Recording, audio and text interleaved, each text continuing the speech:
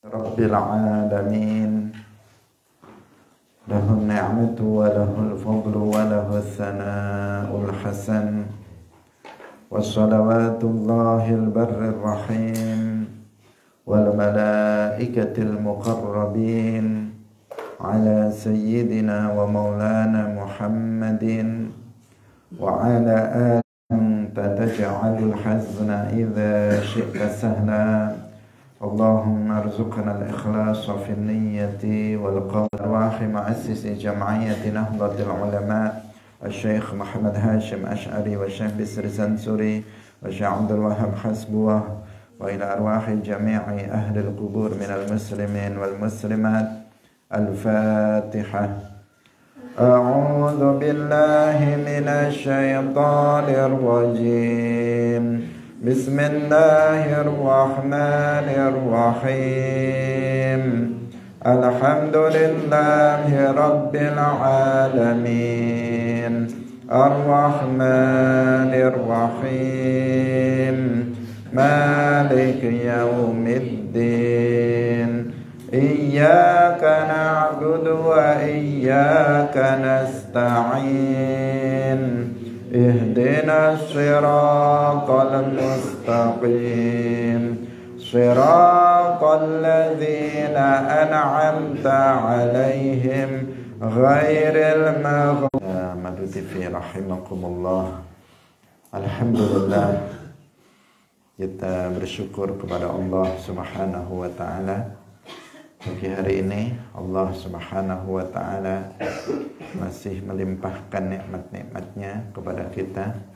Nikmat sehat, nikmat iman, Islam, nikmat taufik, dan nikmat-nikmat lainnya. Sehingga pagi hari ini kita kembali bisa bersama-sama dalam pengajian kitab Mukhtasar Ibn Abi Jamrah. Semoga Allah Subhanahu wa taala bahkan kepada Nabi Agung Nabi Muhammad sallallahu alaihi wasallam sampai pada hadis 100. Qala al-muallif rahimahullahu taala 'anil Barra ibn Azib qala salahan nabiyyu sallallahu alaihi wasallam al-musyrikina yawmal Hudaybiyyati ala thalathati asya'. Qala wasdawu sapa al-Barra ibn Azib salaha was berdamai sapa an-nabiyyu kanjeng Nabi sallallahu alaihi wasallam. Salaha was gawe perjanjian damai sapa an-nabiyyu ala thalathati asya'a ing atase telu pira-pira perkara. Ala annaman suwiji ala annaman ing atase sak temene wong atahu kang teka sapa man ing Kanjeng Nabi minal musyrikina saking pira-pira wong musyrik. Raddahu mongko balekaken sapa Kanjeng Nabi ing man ilaihim maring musyrikin. Wa man lan utawi wong atahum kang teka sapa man ing mongko ora balekaken sapa musyrikun ing man. Wa ala ayyadkhulahu lan ing atase yen ta mlebu sapa Kanjeng Nabi wa ala ayyadkhulaha lan ing atase yen ta mlebu sapa Kanjeng Nabi ing Makkah min wala yadkhulaha lan ora manjing sapa Kanjeng Nabi ing Makkah illa bijulubanis silahi kejaba kelawan bijulubanis silahi kelawan sarunge senjata. Asaifi rupane pedang wal qausi lan panah wa nahwihima lan padane as-saif wal qaus. Faja'ah nuli teka sapa Abu Jandal iku yahjulu al-hajlah ya. Al-hajlah itu seperti burung, itu artinya dia dalam keadaan terikat, dia berjalan. Jadi seperti apa? Diikat kemudian dia berjalan. Fi quyudihi ing dalem pira-pira ikatane sallallahu alaihi wasallam melakukan perjanjian dengan orang-orang musyrik di hari Hudaybiyah terhadap 3 perkara. Jadi ceritanya Rasulullah Shallallahu Alaihi Wasallam itu keluar dari, tetapi di perjalanan di daerah ini Hudaybiyah. Hudaybiyah ini asalnya nama dari sebuah sumur yang ada di sana di dekat Makkah. Tetapi kemudian Hudaybiyah ini digunakan untuk menyebut nama suatu tempat. Dari asalnya dia nama sumur, tetapi kemudian nama Hudaybiyah ini disebut untuk menyebut sebuah nama tempat. Quraisy itu menghalangi Rasulullah dan para sahabat yang ikut ketika itu untuk menjalankan umrah di Makkah. Sehingga terhalang, nggak bisa Nabi untuk melanjutkan perjalanan melaksanakan ibadah umrah. Maka Nabi kemudian beliau menyembelih kambing sebagai dengan niat untuk tahallul, sebagaimana ketentuan di dalam ibadah haji yang tercegah untuk melanjutkan dengan syarat-syarat yang telah disepakati oleh kedua belah pihak antara umat Islam dan orang-orang musyrik. Persyaratan yang disepakati ketika itu ada 3. Dikatakan di sini ala salasati asya, artinya 3 syarat yang disepakati di antara Rasulullah Shallallahu Alaihi Wasallam dan orang-orang musyrik. Syarat yang pertama, kepada orang musyrik, artinya dia orang Islam kemudian datang kepada orang musyrik, artinya dia murtad, menjadi murtad, keluar dari Islam dan datang kepada orang musyrik, lam yarudduhu, maka orang-orang musyrik mereka tidak akan mengembalikannya kepada Nabi. Jadi mereka yang datang kepada Nabi sebagai muslim, syaratnya Nabi mengembalikannya kepada orang musyrik. Sementara Islam yang murtad sehingga datang kepada orang-orang musyrik, maka Nabi tidak pada tahun berikutnya dan boleh untuk bermukim di Makkah hanya selama 3 hari.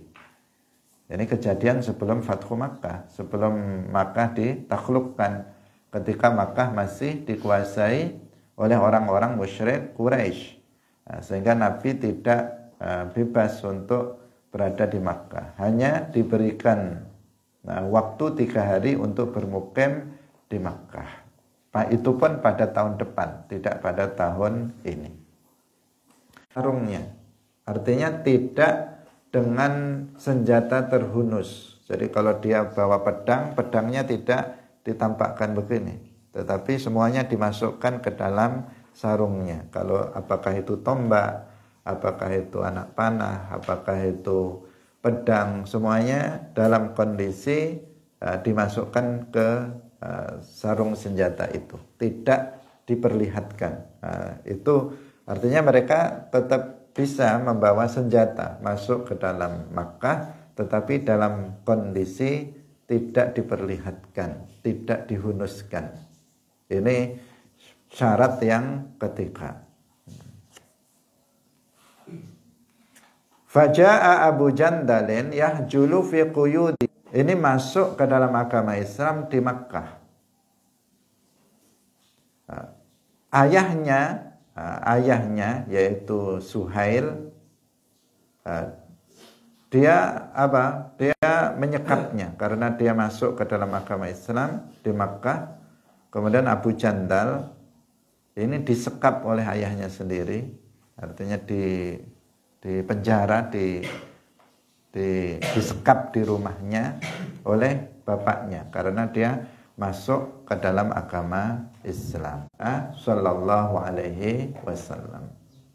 Nah, sebagai seorang muslim. Nah. Hadirin rahimakumullah. Nah, kemudian di sini siapa namanya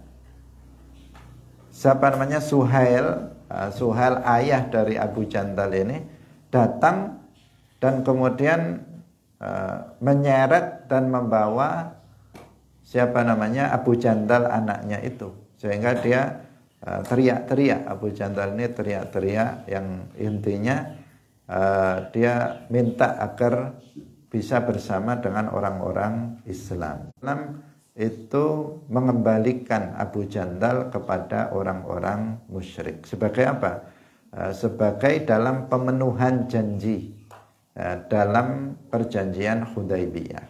Nah, bukankah tadi syarat yang pertama, kalau ada orang musyrik yang datang masuk ke dalam agama Islam, yaitu yang dimaksud di sini Abu Jandal, itu dikembalikan lagi kepada orang musyrik yang dimaksud kepada ayahnya. Jadi dikembalikan lagi kepada ayahnya, yaitu Suhail. Abu Jandal ini.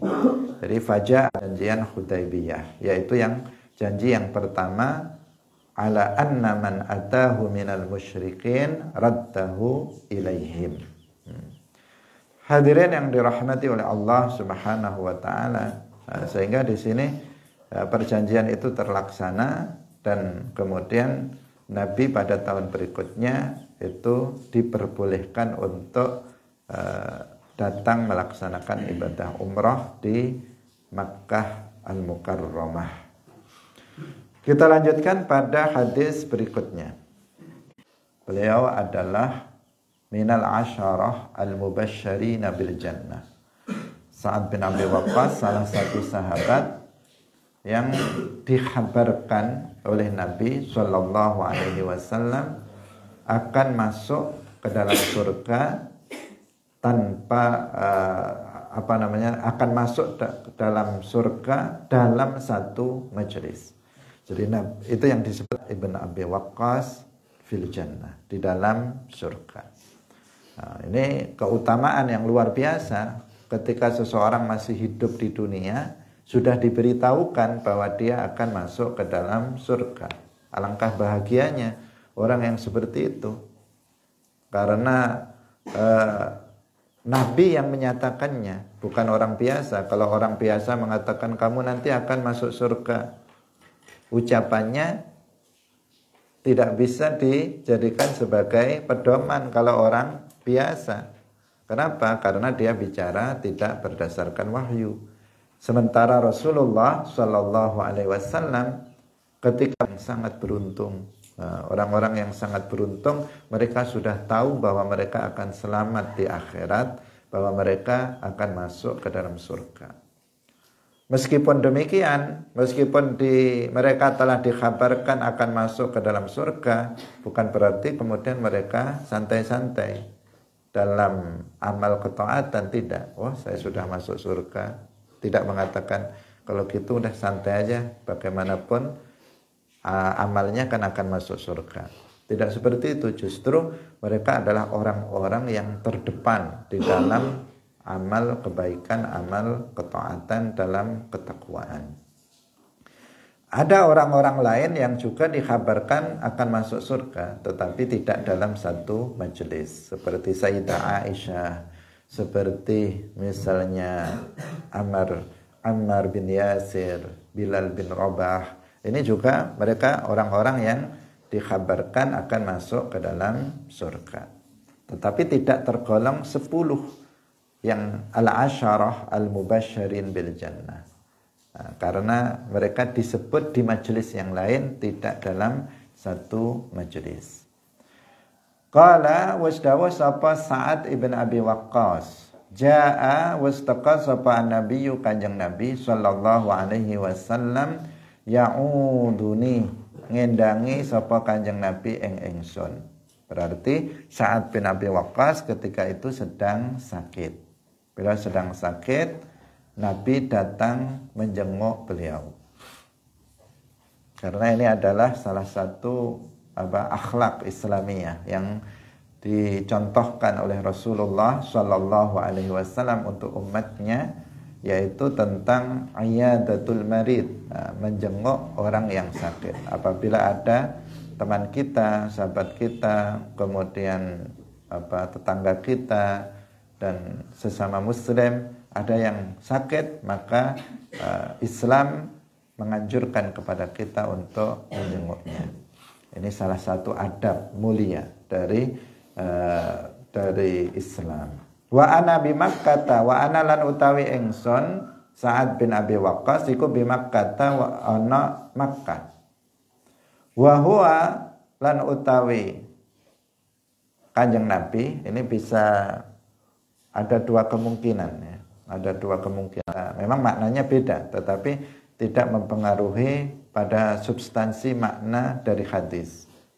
Bisa dikatakan wahwa lan utawi Nabi iku yakrahu sengit sapa Kanjeng Nabi ayyamu ta ing yen to mati sapa Sa'ad bil ardi ing dalam tanah allati kang hajara kang wis hijrah sapa Sa'ad minha sangking Makkah. Bisa seperti itu. Atau wahwa lan utawi Sa'ad iku yakrahu sengit sapa Sa'ad ayyamuta ing yen to mati sapa Sa'ad bil ardi ing dalem tanah allati kang hajara kang wis hijrah sapa Sa'ad minha sangking Makkah. Jadi ketika itu Sa'ad ibn Abi Waqqas beliau berada di Makkah. Beliau sedang ikut dalam haji wada yang dilakukan oleh Rasulullah Shallallahu Alaihi Wasallam. Dalam pelaksanaan di tengah-tengah itu pelaksanaan haji wada di hari-hari itu Sa'ad bin Abi Waqqas ini sakit dan sakitnya sakit berat, sehingga dia dikatakan Nabi atau Sa'ad itu nggak senang apabila nanti saat ini mati di Makkah. Bila ardil lati hajara minha artinya di Makkah. Khawatir, takut kalau nanti beliau ini akan wafat, meninggal di Makkah, di tanah di mana beliau ditinggalkan. Itu yang dimaksud dengan ini wa huwa yakrahu ayyamuta bil ardil lati hajara minha. Ada kemungkinan yang enggak senang saat mati di Makkah itu Nabi. Ada kemungkinan yang dimaksud di sini adalah Sa'ad sendiri yang tidak senang apabila beliau mati wafat di Makkah Al-Mukarramah. Qala dawuh sapa Kanjeng Nabi yarhamullah, yarhamu aweh Sa'ad ibn Abi Waqqas. Sa'ad anaknya Abu Waqqas. Kalau Abu Waqqas itu kan berarti bukan nama, tetapi itu Abu Waqqas bukan nama dari ayah dari Sa'ad. Namanya siapa? Afra. Sebagian mengatakan nama ayah dari Sa'ad itu adalah Afra. Sebagian ada yang mengatakan namanya adalah Khawlah. Menjadi apa? Ada khilaf di antara para ulama tentang nama dari ayah Sa'ad. Jadi sebab kalau nama aslinya Abdullah ibn Quhafah, tetapi beliau dikenalnya dengan sebutan Abu Bakar. Itu yang masyhur. Kalau Sayyidina Umar terkenal dengan namanya sendiri, Umar ibn Khattab. Jadi di sini Abu Waqqas itu kunyah dari ayahnya Sa'ad. Nah, namanya apa? Afra. Makanya di sini Nabi mengatakan yarhamullahu ibna Afra. Semoga Allah merahmati Ibnu Afra, maksudnya Sa'ad ibn Abi Waqqas. Fasa'altu nuli takon sapa ingsun Sa'ad ibn Abi Waqqas. Ini cerita tentang beliau sendiri, menceritakan tentang beliau sendiri. Fasa'altu nuli takon sapa ingsun Rasulullah ing Rasulullah sallallahu alaihi wasallam. Qultu ngucap sapa ingsun ya Rasulullah, utusane Allah, kullihi ya sekabehane mali. Kala jawab sapa Kanjeng Nabi la ora. Qultu ngucap sapa ingsun fasyatru nuli separo bondo. Kala jawab sapa Kanjeng Nabi la ora. Qultu ngucap sapa ingsun as-sulusu sepertelu. Kala jawab sapa Kanjeng Nabi fasulusu mangka iku sepertelu, wasulusu lan utawi sepertelu iku kasirun akeh. Innaka satemene sira iku antada ayan to ninggal sapa sira warasataka ing ahli waris sira agniyaa halih wong kang sugih iku khairu affafuna kejaga sapa warasataka kejaga jaluk annasa ing menungsa fi aidihim ing dalem pira-pira tangane warasah. Wa innaka lan satemene sira mahma anfaqta selagine aweh infak aweh nafkah ya aweh nafkah sapa sira min nafaqatin saking nafkah suci fa innaha mongko satemene nafkah iku sedekahun sedekatu. Jadi tiga-tiganya boleh, al-luqmati, al-luqmata atau al-luqmatu. Masing-masing punya alasan. Hatta luqmati sehingga puluhan tarfa'uha kang angkat sapa sira ing luqmah ilam ra'atika maring bojo wadon sira.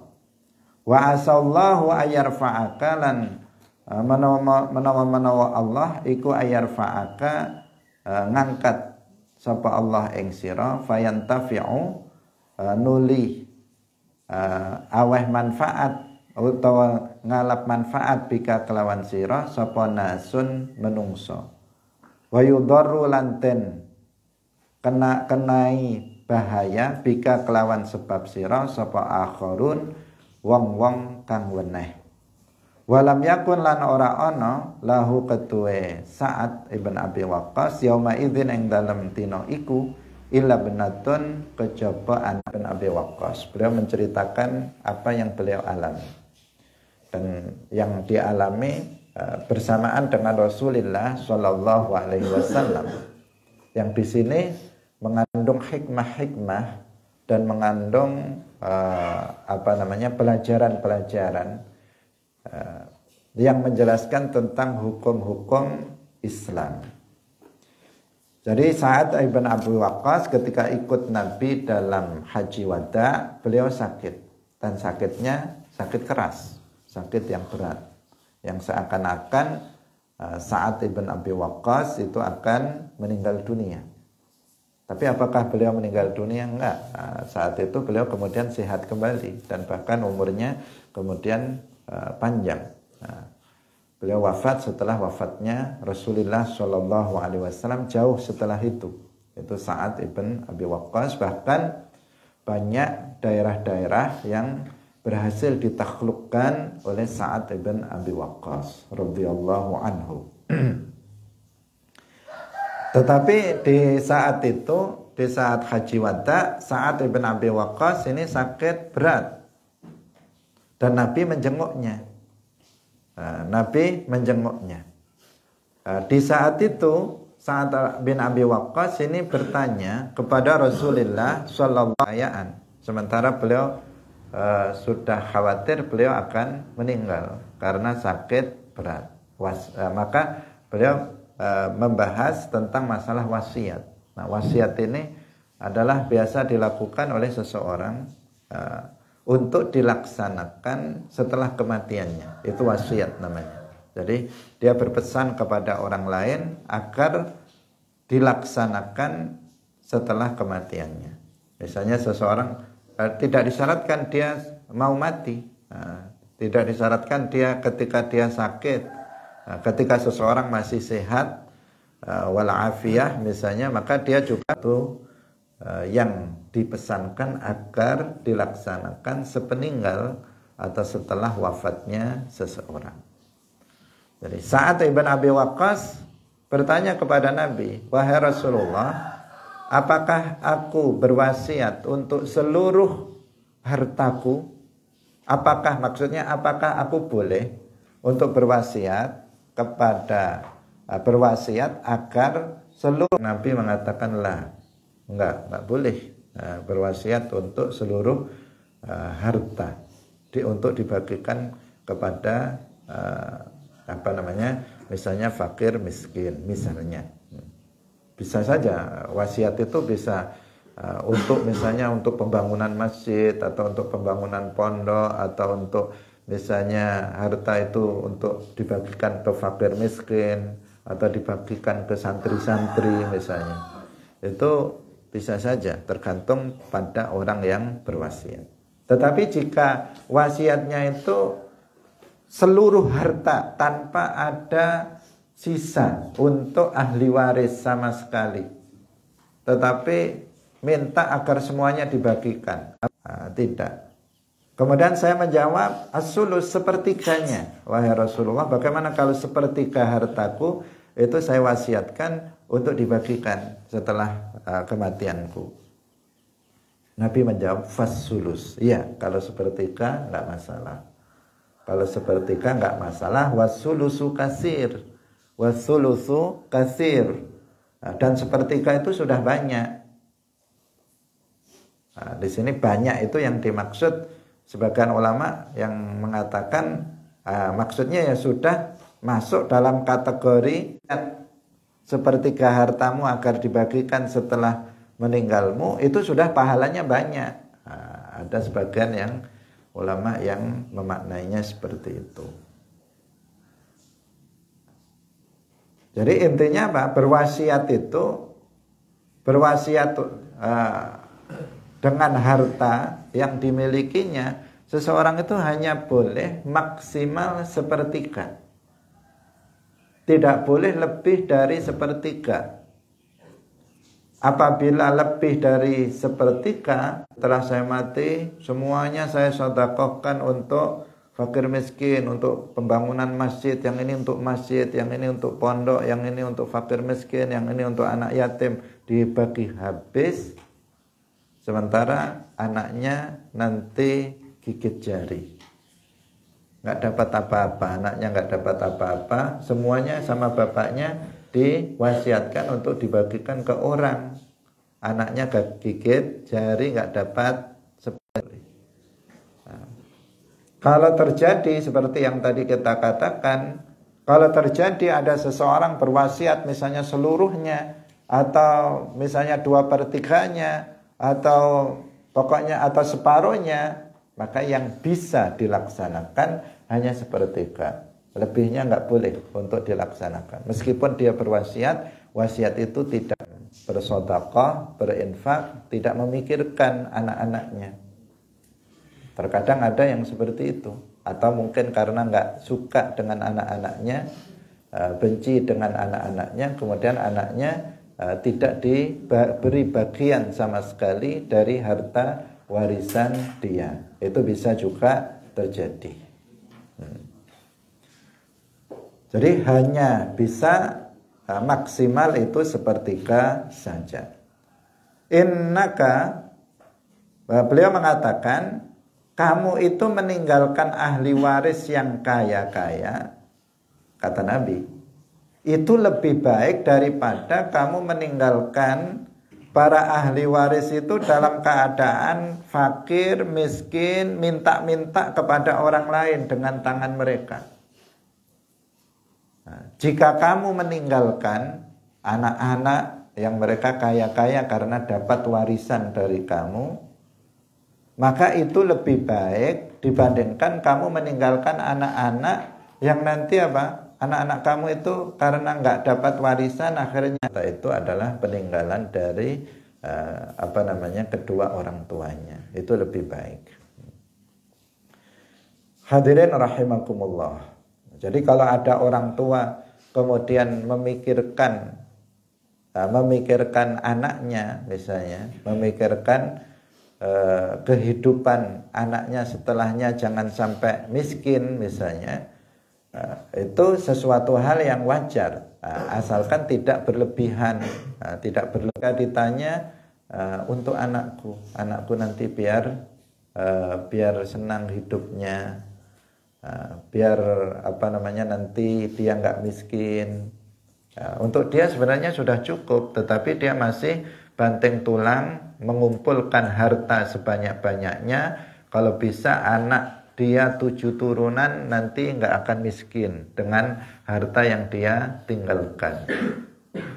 Tapi kemudian sampai dia nggak mau sedekah, sampai dia nggak mau membantu pembangunan masjid, mushola, pondok pesantren, duitnya semuanya dipersiapkan untuk anak-anaknya. Nah, kalau seperti itu ya, karena dia akan enggan untuk melaksanakan kewajibannya terkait dengan harta. Dia akan nggak mau lagi kepada dia, maka itu sebuah anugerah fadl dari Allah Subhanahu wa taala. Dia harus memenuhi hak-hak hartanya. Hadirin rahimakumullah, kita lanjutkan kembali. Wa innaka mahma anfaqta min nafaqatin fa innaha shadaqatun. Jadi nafkah yang diberikan oleh seseorang untuk keluarganya, untuk anaknya, untuk istrinya, itu adalah sedekah. Artinya dia akan mendapatkan pahala. Sampai hatta luqmah tarfa'uha ila fi mara'atika. Ini maksudnya fi itu ya. Tadi diartikan apa? Fi itu arti dari famun. Di sini yang dimaksud adalah mulut istrimu. Jadi sampai satu suapan yang kamu nafkah kepada istri dan anak dengan niat lillahi ta'ala, maka dia akan mendapatkan pahala itu. Maka mengingat hal tersebut, mengingat bahwa memberikan nafkah kepada istri dan anak itu pahalanya sangat besar, karena dia adalah amal wajib. Amal wajib seperti yang kita tahu nggak pernah bisa kalah pahalanya dengan amal sunnah. Bukan untuk istrinya, nggak harus menyuapi suaminya, nggak harus menyuapi istrinya, nggak. Tetapi maksudnya senilai satu suapan saja yang diberikan kepada istrinya itu sudah bernilai pahala. Kemudian dia tidak niat atau niatnya salah, niatnya bukan karena Allah, bukan untuk menjaga. Ini harus betul-betul diingat oleh para suami, dan para istri hendaknya mengingatkan suaminya agar ketika memberi sesuatu kepada istri agar niat. Ditanya, sudah niat atau belum? Kalau belum, niat dulu. Lillahi ta'ala, niat di dalam hati ketika memberikan nafkah kepada istrinya. Kasihan kalau sampai si suami itu tidak niat, kan kasihan. Dia sudah banting tulang kadang siang sampai berangkat pagi, pulang sore hari, kadang sampai malam dia bekerja. Ada yang di sawah banting tulang, ada yang sebagai kuli bangunan, yang tenaganya luar biasa dikerahkan demi istri, semuanya demi istri dan demi anak. Kemudian ada yang kerja di kantor, di pasar dan sebagainya. Niat. Maka si suami capek di dunia, capek dia bisa berbuah pahala. Di dunia dia sudah menjalankan kewajibannya memberikan nafkah istri dan anaknya.